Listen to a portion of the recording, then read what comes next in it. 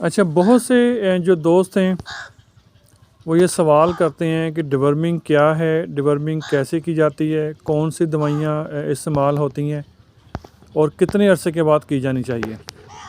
तो सबसे पहले आप ये समझ लें कि डिवर्मिंग जानवर के पेट में जो कीड़े होते हैं, जो वर्म्स होते हैं, उनकी तल्फी के अमल को डिवर्मिंग कहते हैं। जिस तरह इंसानों के पेट में कीड़े होते हैं, इसी तरह जानवरों के पेट में भी कीड़े होते हैं। और ये कीड़े जो हैं जानवरों के पेट में मौजूद खुराक ख़ुद खा जाते हैं और जानवर भूखा प्यासा रहता है, उसकी भूख ख़त्म नहीं होती और ख़ुराक जितनी भी आप उसको डालें वो उसको लगती नहीं है। तो जानवरों के पेट में या उनके जिगर में जो कीड़े होते हैं उनकी तल्फी के अमल को डिवर्मिंग कहा जाता है। अब सवाल ये पैदा होता है कि मुख्तलिफ़ जानवरों में डिवर्मिंग का क्या तरीक़ाकार है, कितने अरसे के बाद की जानी चाहिए। तो नर बकरे या नर भेड़ें, दुम्बे, चाहे वो आप कुर्बानी के लिए पाल रहे हैं, चाहे वो बतौर ब्रीडर आप पाल रहे हैं, उनको आपने हर महीने आपने उनकी डिवर्मिंग करनी है। जो खाली बकरियां हैं, जो भी गब्बन नहीं हैं, उनको भी आप हर महीने उनकी डिवर्मिंग कर सकते हैं। जो दूध देने वाली बकरियां हैं या जो बकरियां बच्चे दे चुकी हैं और अभी अपने बच्चों को दूध पिला रही हैं, उनको आप 2 से 3 महीने के बाद डिवर्मिंग कर सकते हैं। और जो गब्बन बकरियां हैं, चाहे वो 1 दिन की क्रॉस क्यों ना हो, आप उनकी डिवर्मिंग नहीं करेंगे।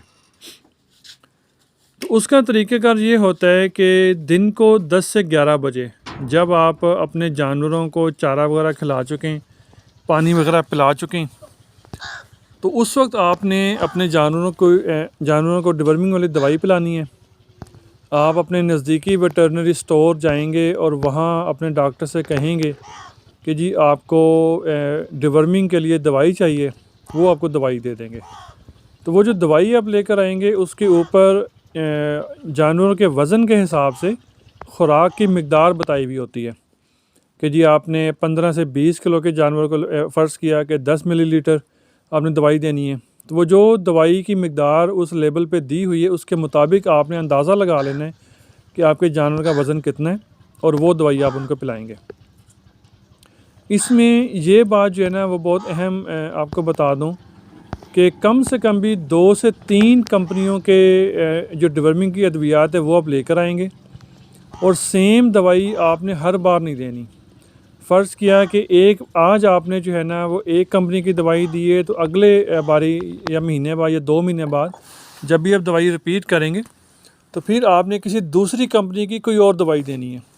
इससे ये होता है कि जानवर किसी एक ही दवाई का आदी नहीं होता या उसके जो पेट के कीड़े हैं वो एक ही दवाई के ख़िलाफ़ क़ुव्वत मुदाफ़ियत नहीं पैदा कर लेते, वो फिर दवाई के इस्तेमाल से मर जाते हैं।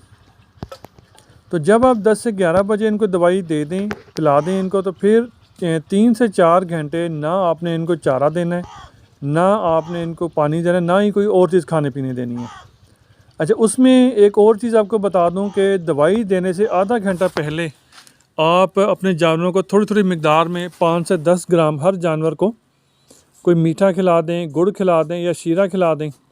उससे ये होता है कि मीठा खाने के चक्कर में ये जो कीड़े होते हैं एक जगह पे जमा हो जाते हैं और जब आप जानवरों को दवाई पिलाते हैं तो वो फिर कीड़े जो हलाक हो जाते हैं और जानवर को मोक लग जाती है और जानवर जो है ना उसके पेट में से कीड़े निकल जाते हैं मुर्दा हालत में।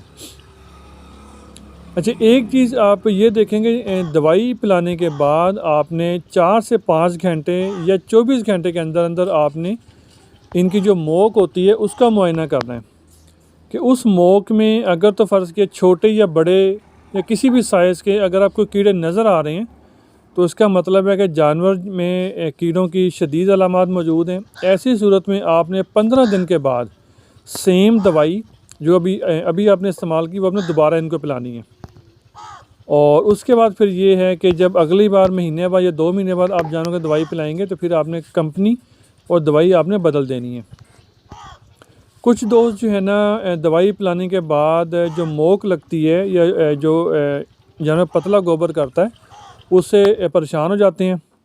तो इसमें परेशान होने की अपनी ज़रूरत नहीं है। अगर आप चाहें तो अपने जानवरों को मोग के इलाज के लिए या मोग हटाने के लिए अपने करीबी कोई जामुन का दरख्त होगा, वहाँ से कोई 2-4 टहनियाँ तोड़ लाएं, काट लाएं, वो अपने जानवरों के सामने डाल दें, वो उनके पत्ते वगैरह खा लेंगे और इंशाल्लाह आपके जानवरों की जो मोग है वो हट जाएगी। अगर फ़र्ज़ किया अलामात बरकरार रहती हैं तो आप ये जो जामुन के पत्ते हैं ये 2 से 3 दिन भी खिला सकते हैं। मज़ीद अगर फ़र्ज़ किया मोग नहीं हटती, फिर आप इनको दवाई जिस तरह स्कोर एक्स है, स्कोरसान है, इस तरह की दवाई आप इनको पिला सकते हैं।